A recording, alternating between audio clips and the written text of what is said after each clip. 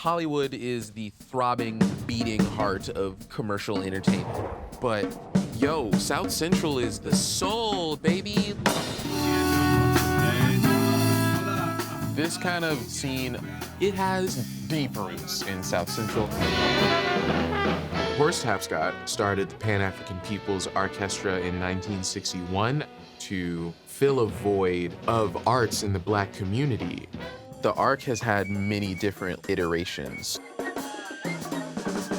I am currently the leader of the Pan-African People's Orchestra. I was raised in the ARC. I literally am a child of the ARC. I have a responsibility to pass down this culture and this legacy.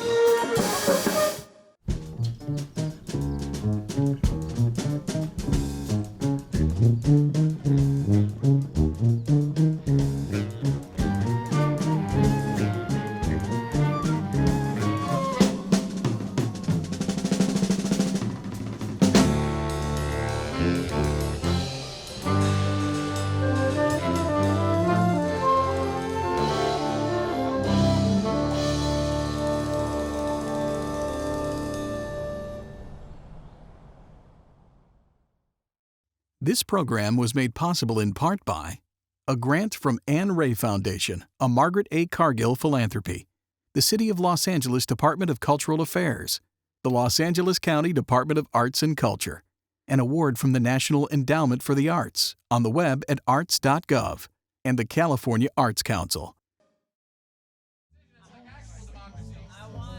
Check 1,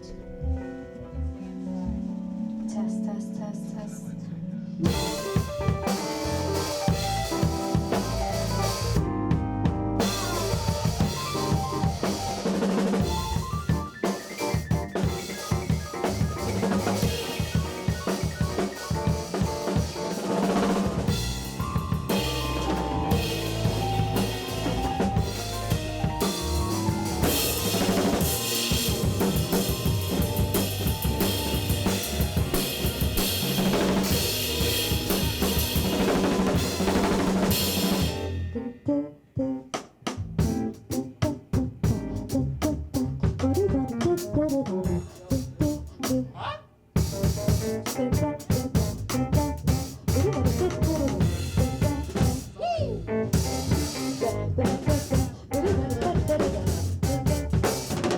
We are Afronauts, goddammit.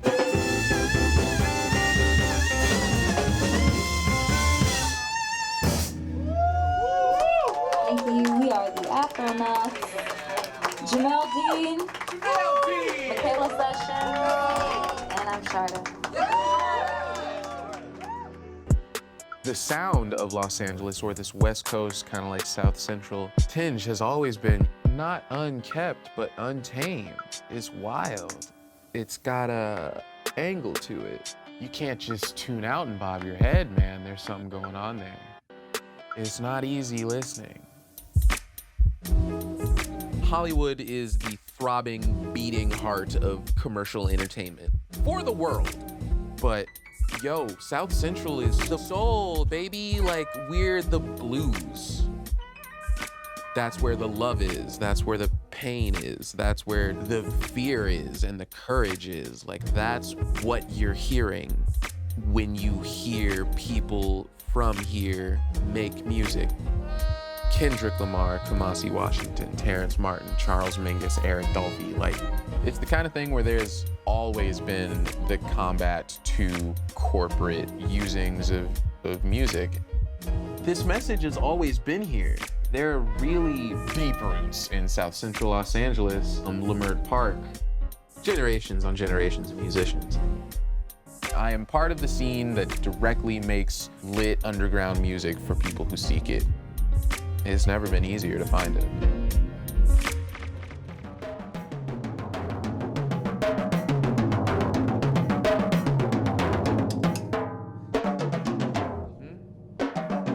Bro, what's going on here? Oh, I'm just f***ing up.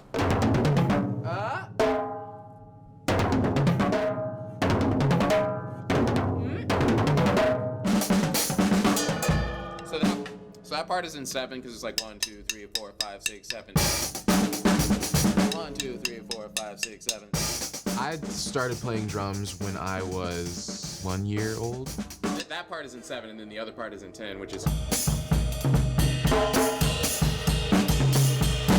Papa went to work, and he describes coming home from work and finding me in the living room surrounded by like pots and like pans and books and stuff, and I'm hitting them with twigs from the yard. And Papa's like, you want to play drums? And I'm like, yeah, you should get me a drum set. I'm 1 year old. And he's like, all right, if I get you a drum set, you have to like practice. I grew up around music all my life. Pop plays sax. Pop plays alto sax, tenor sax, and soprano sax. He used to like practice sax around the house, and I would like, as a baby, run around and like ask to play his saxophone and like sit in his lap. 1, 2, 3, 4, 1, 2, 3, 4, 5, 6, 1, 2, 3, 4. My father and mother took me to jazz clubs and, you know, all kinds of shows. You know, as a baby, Pop played with multiple bands, and he used to always just kind of take me to rehearsals.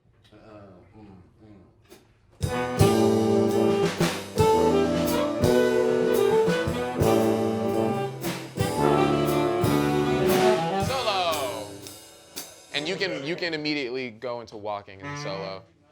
Yeah, so that's what that's gonna feel like. Let's do it one more time, and then maybe get a solo in there. I am currently the leader of the Pan-African People's Orchestra. That's how it is. Stops on a dime. I've been leading for almost 3 years. I guess this is a little over my 2nd year. Mike's tune. Who needs a pot? Roper. Big surprise. You get a bone part. Gee whiz, who could have thought?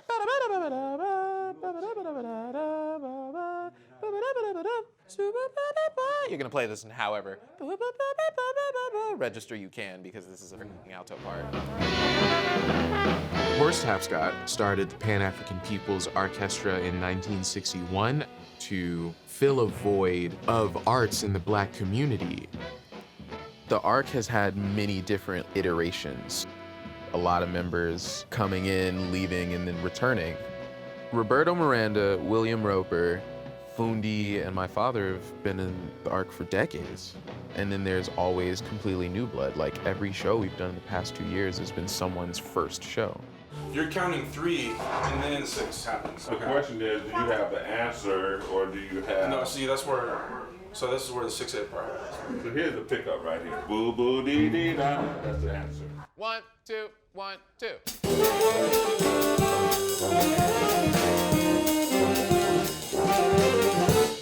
I was raised in the ARC. I literally am a child of the ARC. Like, Pop was not only in the ARC, but like led it. Mom was in the choir. The ARC was my family. These people really are my uncles. Like, I really do think of the ARC as just like a really precious family community jewel.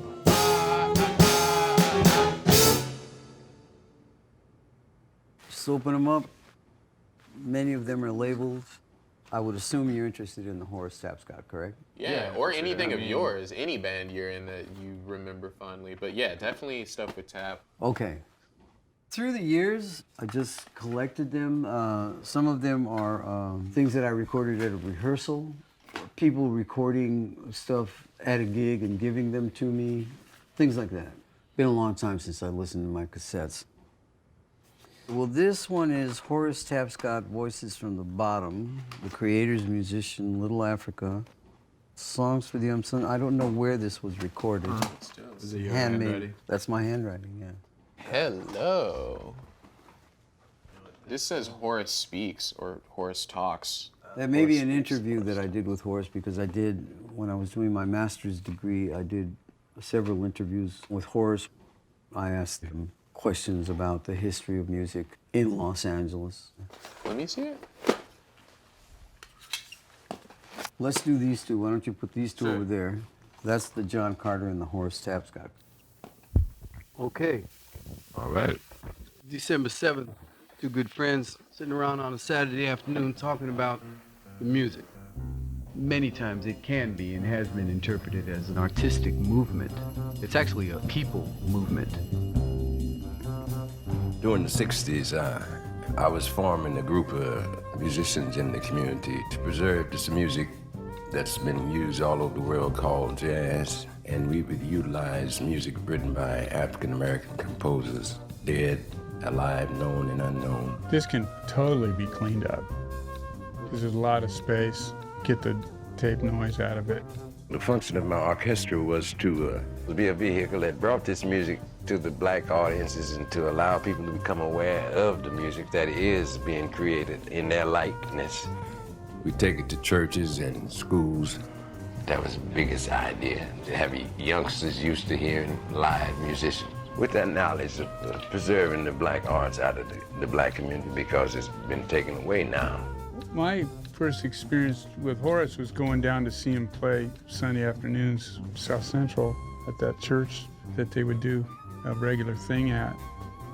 It was very black-centric, kind of a thing going on, you know, but it didn't have that kind of vibe of like pushing away anything and open to appreciating people appreciating it. I think that's why people loved Horace so much, man, because he really did strike that balance of like, not quite militant, but just like undeniably just like black and accepting and just like, and so if you, just like you said, man, if you were about the music, that's all he needs.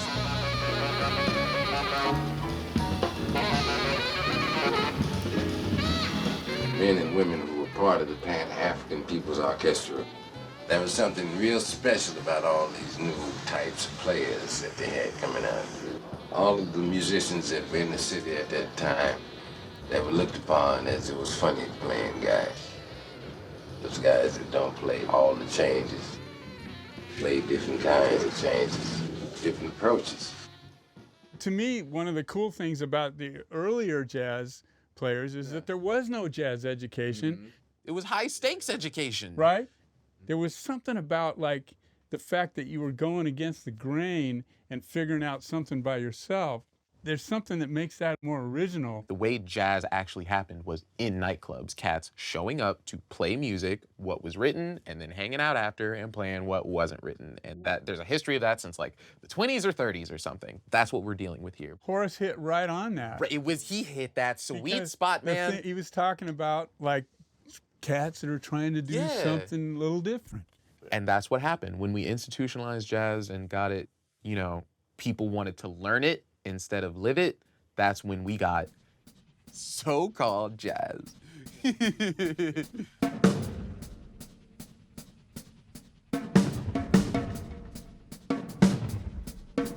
Buzzwords. Jazz music. It's just another one of those four-letter words that means a lot to some people, absolutely nothing to other people, and everything in between.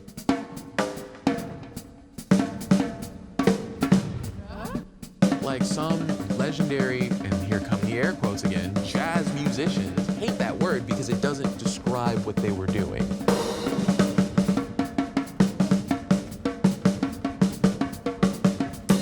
It's more important to me what jazz means rather than what it is. A big part of it is reaching and pushing your own and each other's limits. Jazz breaks boundaries and is always striving for something else.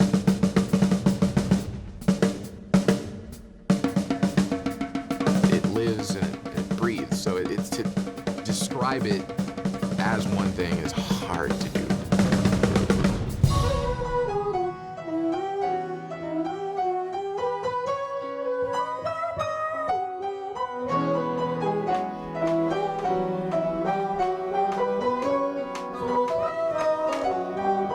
Jamel Dean is like a ridiculous pianist.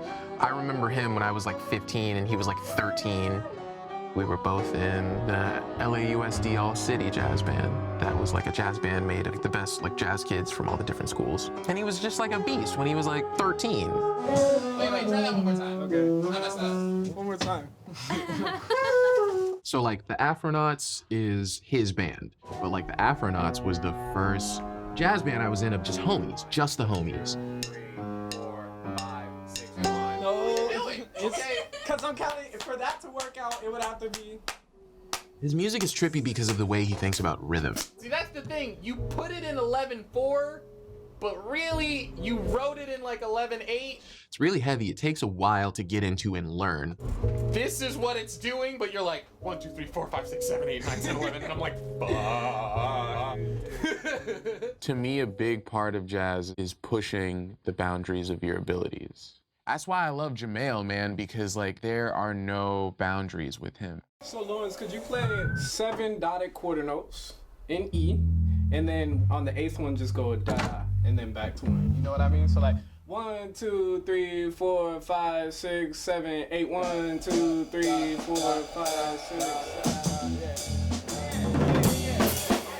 Yeah. So it's kind of swung. It's like straight, and then the last one is like swung. Yeah. I like being adaptable. So if I'm in a situation where I'm feeling like I'm learning to be adaptable, that's ideal for me.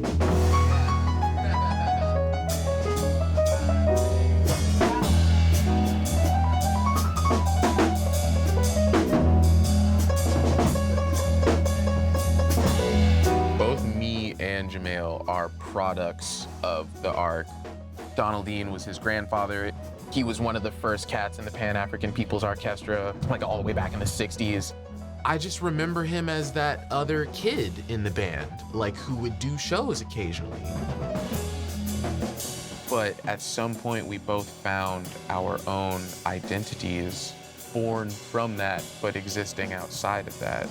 He has his own mission in music that the ARC has just been a part of. And you know, like the same is true for me. It's really important to like forge my own identity as an artist, and it's just as important to push the ARC's mission as the ARC with the ARC.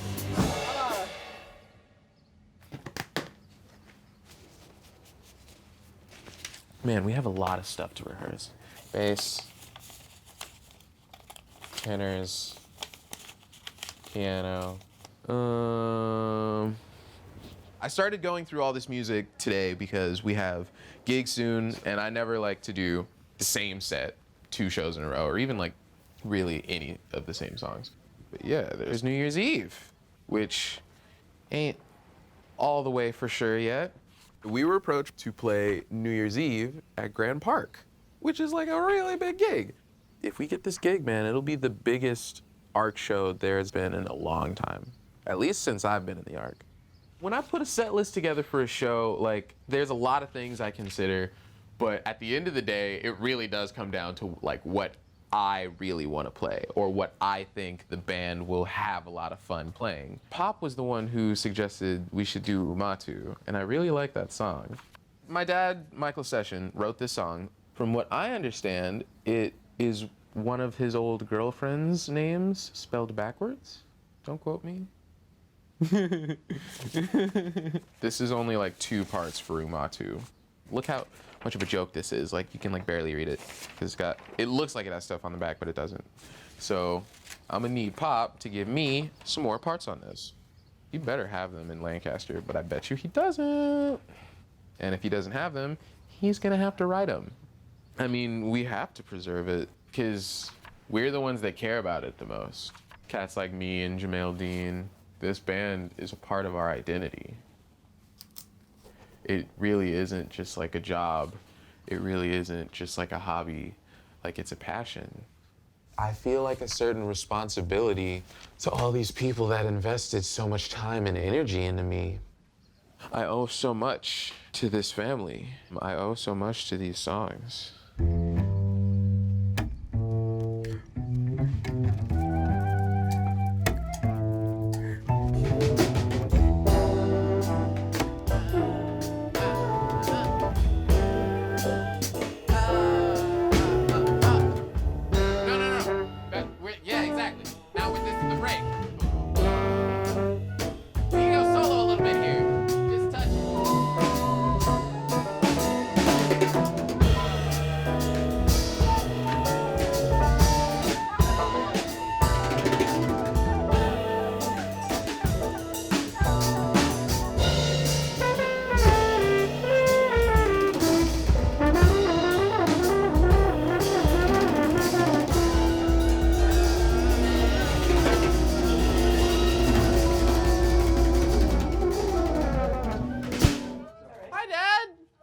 you doing?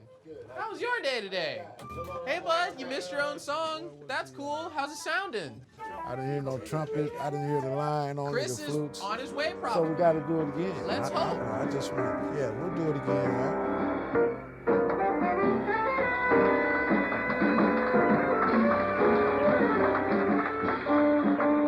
Oh, hard steps, guys.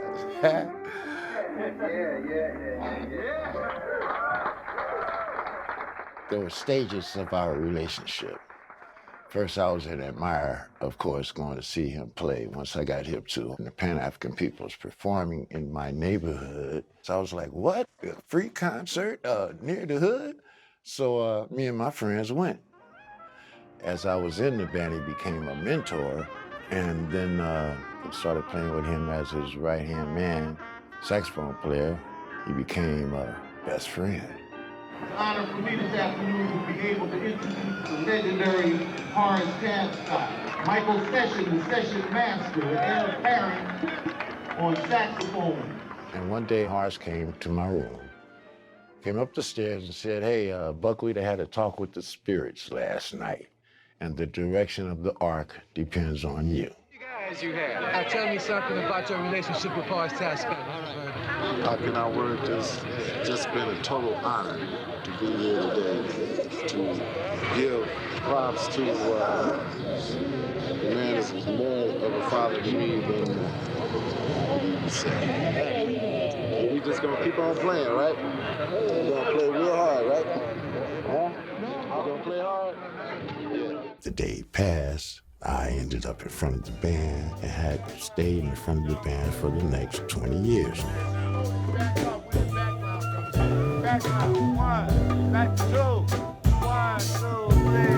Horace left us with a hell of a job to keep going, but it's really our honor to be blessed with such a privilege. Y'all back off, y'all back down. Right after Horace died, Pop took over the Ark, and it definitely slowed down a lot. We're really hungry for gigs, so if you have any weddings or whatever, we'll do anything. It's hard keeping a band up with no gigs, especially with so many older cats that got jobs and that, live far away. What were you doing? Backgrounds in the The solos background, last background going back to the head. But we never got to the head. What do you mean? This was the He last was still background. soloing, right? Yeah. And while he so we solos, was at the bridge. yeah, and it was gonna go back to A. We do the. I thought we were saving that for the last head. I didn't think we were doing that in the solo. That's not what we did. No. Oh, okay. My We don't bad. do C in the solos, man. Period. If you Okay. do the background, All right. do B, but let it go right back into A. You know what I'm saying? Like C's not in the solo. All right. Now that Michaela's taken over the Ark, I totally support it, love it, and what's so beautiful about it, he told me when he was about 16, he said, I'm going to take this over. I'm going to keep Horace's music alive. And he had grew up watching me leading the Ark, so he started growing into leadership naturally. When I graduated from CalArts about 3 years ago, I asked the Ark to play my grad recital because I just want to flex and do something that other people can't just do. And so, me being the session boy, it's really easy for me to be like, I'm graduating CalArts, please come play my grad recital. Around that time, Zebulon was opening, and I guess Jesse either just knew about it or knew some people that were working there, and he was like, dude, we could probably do an Ark show at Zebulon. He called me, hey, Pop, I got a gig for the Ark. I said, you call me. He said, okay. So he got all the numbers from me, and he called everybody, and we did the gig, and it was packed, very successful. Give it up for the Pan-African People's Orchestra one more time. I grew up in this band. It's your thing. Take it where you want it to go. At the gig, everybody made a big deal about, you're the leader of the Ark, you do it now. And so my response was, all right, okay, cool. What do you say, no to that? No one asked me to do this, and I didn't ask to do it. I just kind of did it once, and then had the opportunity to do it again, did it, and then everyone was like, hey, you're doing this now. Continue to do it. And I went, okay.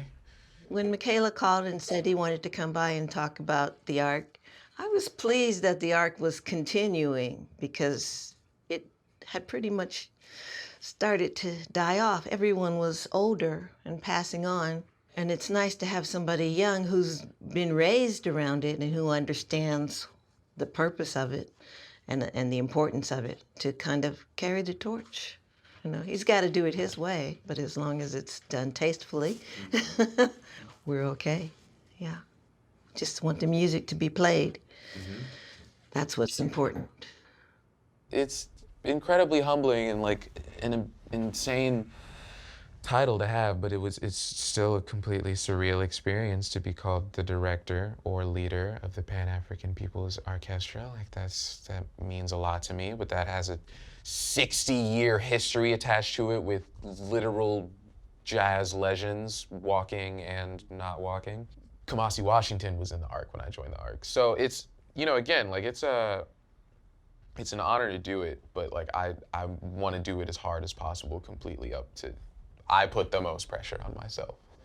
It was my dad's vision to pass it on. And he made sure there was always young people in the ARC. There was always at least, 2, 3 generations? Yes. In the ARC at one time. So that it was always being fed new life. It's important to me to push this music because it's a really important community service. The main thing for me that identifies jazz is the culture. Jazz is Black American classical music. I like to describe it as FUBU, for us, by us. This music is supposed to teach and empower people and promote love. Really Black love and global unity. I am focused on the culture and the advancement of the music and the history associated and the community that it serves. Because to me, this is medicine. It's basically what the Black Panthers were trying to do, but a lot less militant.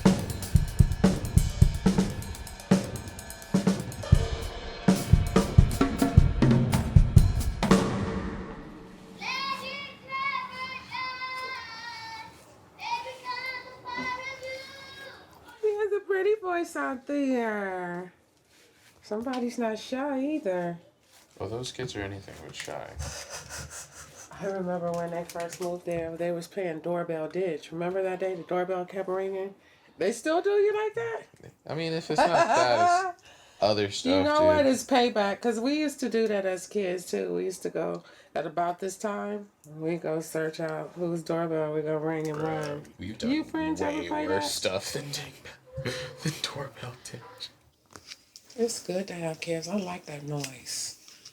When there's kids playing, that's a healthy environment, neighborhood. When it's quiet, something's going on. That's what make the community, the kids. You would go into Lamar Park and it was all those grown-ups. They used to love seeing you climbing out the trees after drum lessons. You go right outside and run and jump in a tree. You remember that? No, I very much remember that. You know, before you were born, that little spot used to be so high. It really didn't come alive until like 1 o'clock in the morning. You used to be able to sit out and play chess and go in and listen to some music and get something sweet to eat. That's why it was so fun to be in Lamar Park, because you had everything there.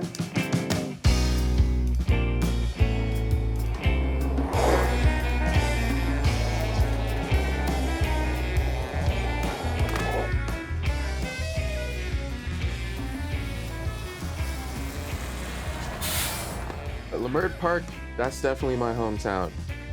I always remember Pop taking me to Leimert Park every Sunday to hear the drums.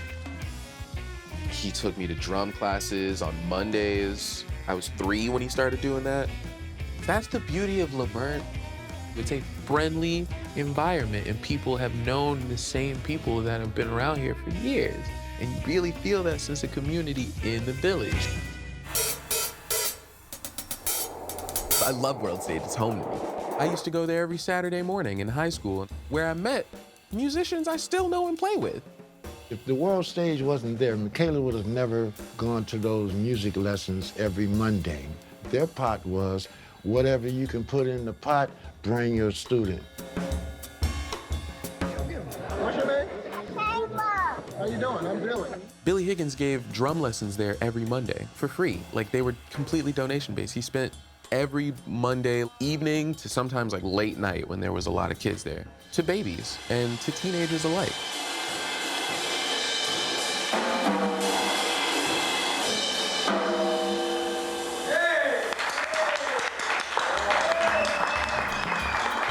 Billy Higgins was like a world-class, incredibly talented, recorded musician. And he played with Art. He played with Horace. The World Stage functions as this hub for culture and fostering like the youth and anybody. So we try to keep the culture alive by providing a space where young guys and old alike can grow. It's needed. It's needed. We don't have that much in the community, so we got to impact as much as we can in and around the community that we live in. It allows us to take our streets back. It allows us to sit out and be at peace with our street and our area, you know. The Leimert Park Renaissance was like a response to growing racism, segregation, police brutality that those people in that area were experiencing. See, I come from that age where I know why things got like they are. It's just another part of the racist thing. It just seemed so much more lethal than before, you know? As time went on, then I started seeing the younger people in my race just going all the other way. There were so many things that I personally didn't like or didn't care for. So if you don't like it, try to change it. But you have to give people something. You have to give them a place where they can sit down and be cool and talk to each other and generate good energy between each other. Son, put your guns down. And son, here. As soon as you say, put these down, you got something to give them here. If you don't have that, then you can just keep on reading the newspaper about it. My dad's legacy was about giving back to the community. That's why he didn't move to New York. He stayed here where he was raised. He said the music was about sharing, not so much about filling your pockets, but about creating a culture for your community. And Leimert Park was our community. It's something that was within him. He was a person that loved music. He loved the people, and the people inspired him. They would always come out to listen, and he had so much to give them. Did you enjoy Horace Tapscott? Of course, yes. That's why we came. That's one of the reasons. Now we're going to Fifth Street Dick's and patronize him and tell everybody to make sure they patronize Black businesses. This is the sound of the ghetto. This is the hood, but classical music. Horace is playing like we all out here feel. It's expressing great emotion, great happiness, great sadness, great anger. This music scared people to death. It was the ghetto revolutionary sound of Black music, jazz. The revolutionary side of things is what brings changes and makes growth anyway. Okay, so that's what makes punk music. It's anti-establishment. This is punk music.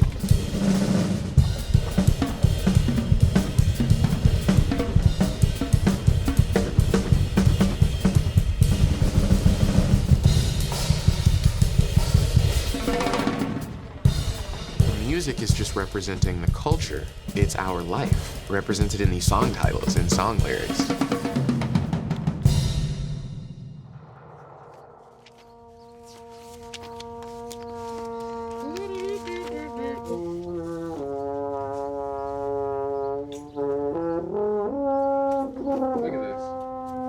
you have this one? Umatu? Uh-huh. Okay, cool. This one's What's going on? Woo! Looking so fresh. How you doing? How you doing, man? Thanks for coming, man. What we gonna play? He's playing Umatu, playing Donde, and then Mike soon. Jesse's cut. If I say, do you have Leland song, do we have that? Parts of it, some of it. Because I've been wanting to do that for the longest. Yeah, you want to do Leland's song? Yeah, I've been But if wanting we to have do it. scores, if you have scores. I don't have no scores. I just If got you my have part. scores, yeah, because I have that. Calvin Massey, we ain't done none of that yet. Yeah, man. What we got by Calvin Massey? You familiar with Calvin Massey? Okay. So we See, need that's to do why sitting down and talking like we're doing this This is what piece, we should be this is the doing. connection. It's no protocol to follow. Well, that's what I'm saying. Everybody that wants to play, show up when it's time to play. Just cats showing up when we have a gig. That's bull. And that's not what this music is. That's what the music industry has done, Right. man. But Right, that's right, not right. what this music is. Right. And getting cats to understand. Everyone in the ARC has their opinion of what they want it to be or what it should be or what it could be realized to be. So it's a challenge to kind of balance all of those with my own direction. I practice every single day, sometime hours a day. And so what I'm saying, nobody's really taking that on because I can hear it. And everybody's playing with music every concert we play. That's our tradition. We don't play with music. We don't sit, we stand. A lot of them were a part of the ARC when cats lived together, man. There was literally houses where 15 of them would live. They used to rehearse almost every day because of segregation. Like, they were all in the same area anyway. Many of them didn't have jobs. This was all they did. You can't help but like compare it to that. This is nothing on you. You're doing a good job. Yeah, the But music's don't still be alive, afraid man. to get no help, man. This is a lot of. Horace had cats delegated, man. Horace couldn't do all that that we did, man, and it wouldn't be possible. He counted on all us. Especially when you have cats around who can get things done Right. that need to be done. So I'm not putting nothing on you like you not ready or nothing. That's not what I'm saying. I'm saying we on the right track, but we have a long way to go. We supposed to be whooping ass. That's all I know. That's what I'm trying to do. That's what we're gonna do. Yeah, man.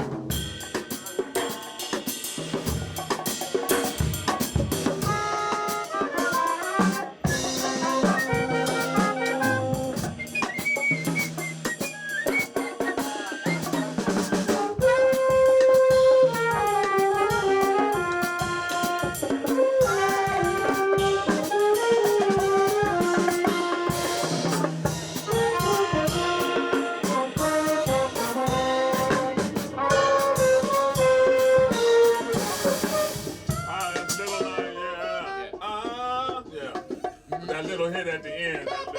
Yes. Yeah, whoever has that definitely. Gotta play. hit that. Every single one of you, if I haven't told you already yet, we got New Year's Eve.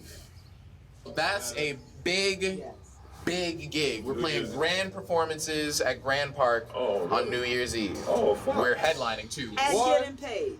Yeah, it's a real payday. It ain't no bug. Bro, we got New Year's Eve. So, if you ain't got New Year's Eve plans, you do now. I will call you and give you all the details. Let's go. That's really cool. Yeah. That's great. This New Year's Eve gig is gonna be the biggest size that the ARC has had in a really long time. And I mean, it's at Grand Park in the middle of downtown Los Angeles on New Year's Eve. It's evidence that people still care about this music and this lineage. I feel like my hopes for the band are higher than anybody else's because I know how far we can go. Whew! All right, New Year's Eve. Me on drums, Fritz Wise on drums, Durf Recklaw on percussion, and then Jamail Dean. For bass, we have Roberto Miranda on upright bass, and then Lawrence Shaw on electric. And then we'll do 5 songs. What is the Ross G song called? I Met a Mountain. I Met a Mountain. Yeah. Cool. I'm thinking that's the 4th song. Do we have a recording of it, do you think? On my phone I do, I but have a basically- rehearsal recording. Okay, cool. Let's play it a little bit. So that skips the intro, which is. Ras G is a Leimert Park producer who was a really big part of the community of musicians that was actively doing shows in Leimert. G was a brother, a friend. And so when I heard of his passing, it was unexpected and really devastating. This song, it was just exactly how I felt in losing my friend, but knowing that he was much more than just my friend. An immovable thing is gone. You know, like he's gone from us, but he's so with us still. This is the blues, Yeah. and this is the gospel, and Yeah. it is for a very, very powerful man, and it's closing out the year. If you don't know about Ras G, you do now. Any preferences on what instruments you would like to solo in this? I definitely want to hear the piano, but then I feel like P.S. Jamel's gonna tear this one up, because Jametta Rose is the founder and leader of the Voices of Creation, a large community choir that she made and rehearses in Leimert Park.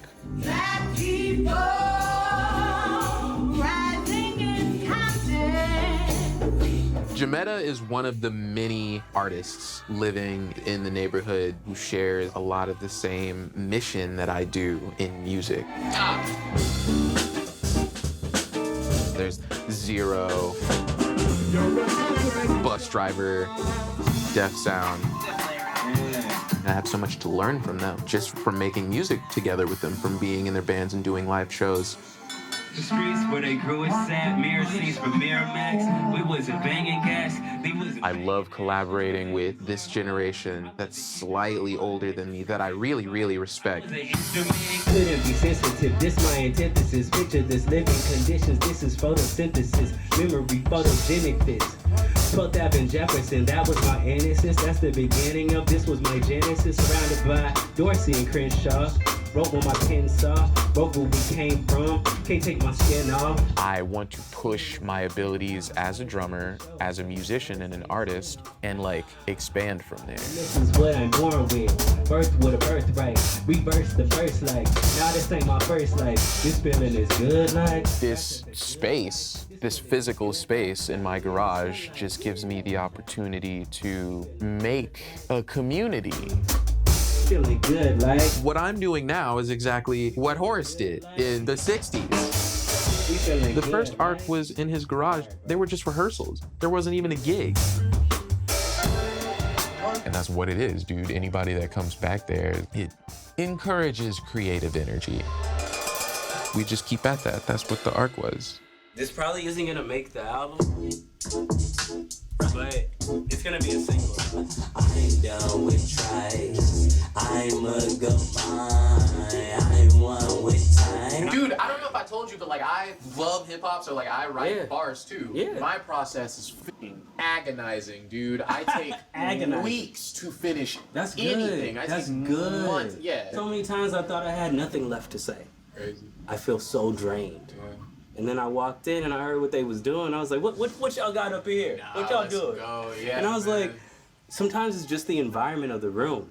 But then you just get cats like Zero and Driver Oh my who God, just those guys. transcend Genre. everything.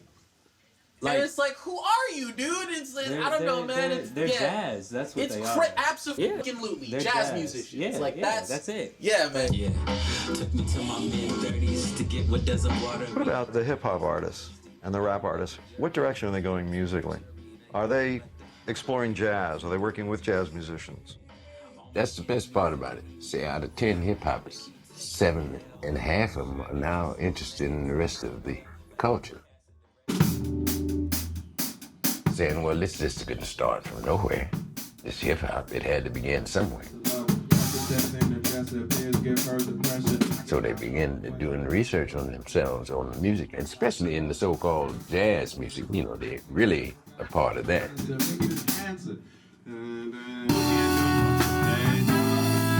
But nowadays, we begin to realize that hip hop is just the grandchild. And, you know, Those kinds of things are all matching and mending and adding to this whole thing to make this culture one recognizable thing. It's not split up in parts. Music is just affected by the technology of the time, and it all goes in cycles. You know, treat her like she water, treat her like... What is freestyling? It's just soloing with words. It's the same thing. These people are doing the exact same thing that the Ark was doing. It's the wrong line, but it felt right. You just gotta lean into those moments. Life is jazz. When you fall in love, they make you pray. The climate has changed and the technology has changed, but the mission is exactly still the same because ultimately it is our voice. Jazz is just a culture too. It's not so much a genre of music. Well, this was so cool. Living about experiment. Jazz. It's like super indescribable. African American music. I mean, that sauce. That unique, we came up with this, you can't notate it. You know, you didn't teach us, so we learned on our own. That feeling is jazz. Yeah. That feeling is true hip hop. Yeah. That's what we're out here doing, bro. That's what we're trying to collect from the old heads and pass to these new kids that are just chopping it up. I want to create this organic, untitled new music that is hip hop, is jazz, is black music.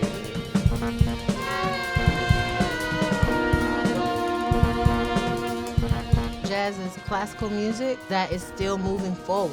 And so it's like this juxtaposition between the traditional and the unimagined.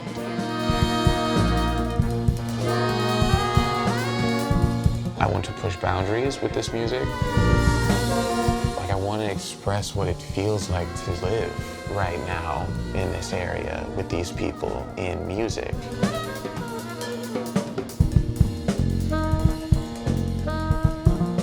Music is now inclusive because our community has changed, and our community is inclusive. And they have stories to tell too, and some of those have been interwoven into your new art. Well, see, that's what I'm excited about right now. I feel like we're witnessing a time where the changing of the guard is happening. And look at us. We're out here, we're ready. We are awake and willing to create.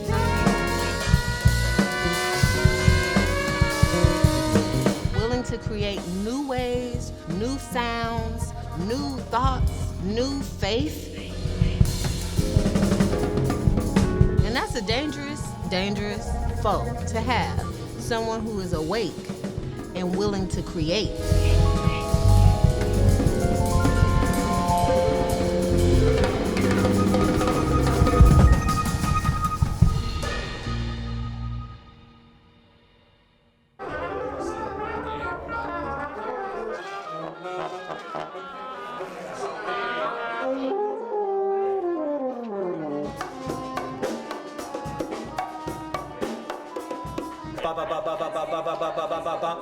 And that will build, that will be a dynamic thing, okay?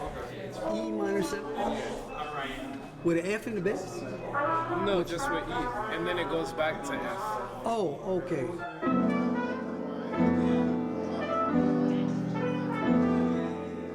Yeah, Aaron, No Randall, Pop, Czar, Kay.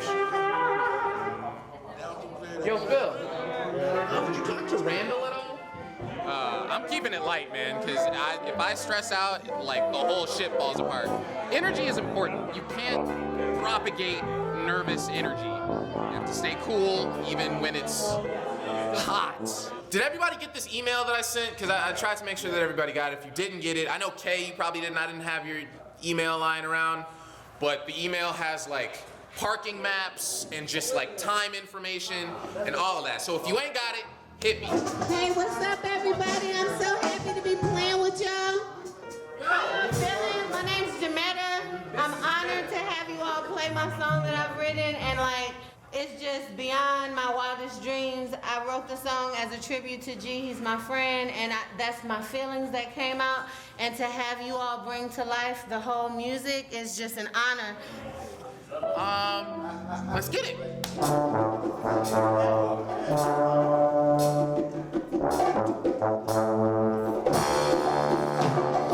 With the choir, like, I rehearse them every week because they're less experienced singers, some of them, and some of them are experienced. So it's like a mixture in the group. Singing ability wasn't the main thing I was looking for. The main thing I was looking for was like willing hearts. I'm at a mountain. He was still as me. He was alive.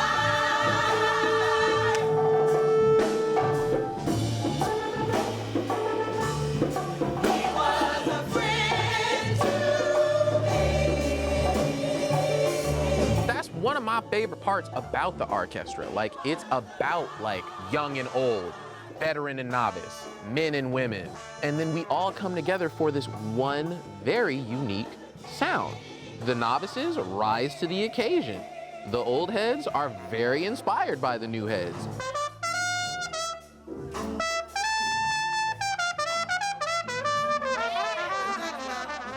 I think one of the ways in which an elder can remain viable is to accept the lessons that the younger generations can teach us. It's not just about them standing on our shoulders and going forward. It's about us still running the race with them. We may not be able to move as fast, but we can say, oh yeah, that's nice, I got that one.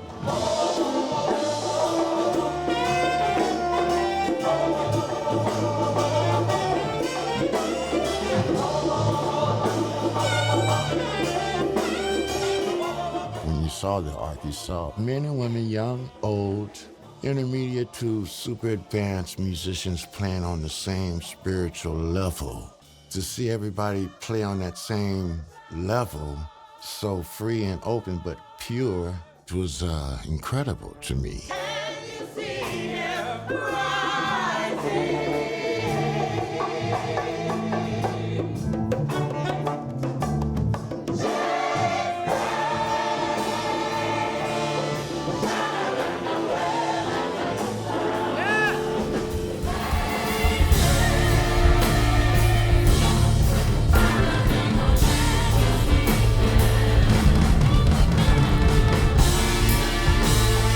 I have a responsibility to pass down this culture and this legacy.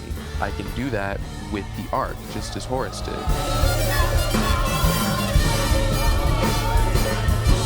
This generation, like, if we don't pass it on, it disappears. It's so amazing to me that I kind of have the opportunity to try to lead the Ark into this new time with my father, you know, with my uncles, with my friends.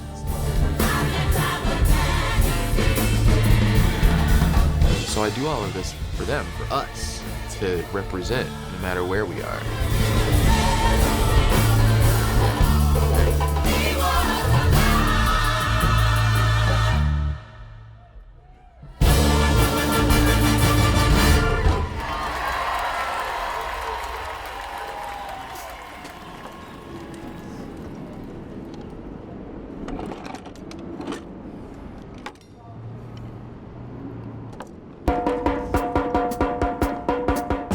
Look around and listen, you'll see that a lot of young people coming out of the walls now playing all kind of music.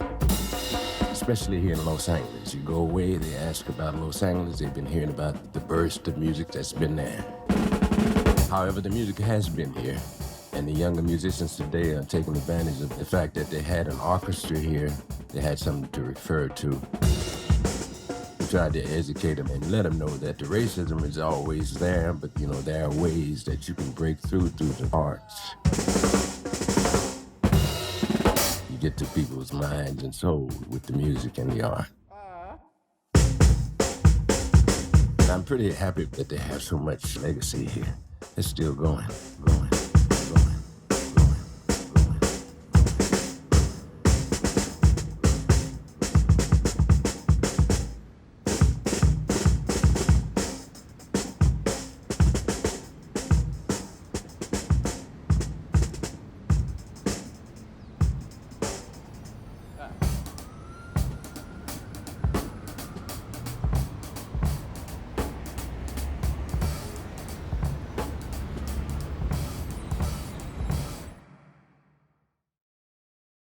This program was made possible in part by a grant from Anne Ray Foundation, a Margaret A. Cargill philanthropy, the City of Los Angeles Department of Cultural Affairs, the Los Angeles County Department of Arts and Culture, an award from the National Endowment for the Arts, on the web at arts.gov, and the California Arts Council.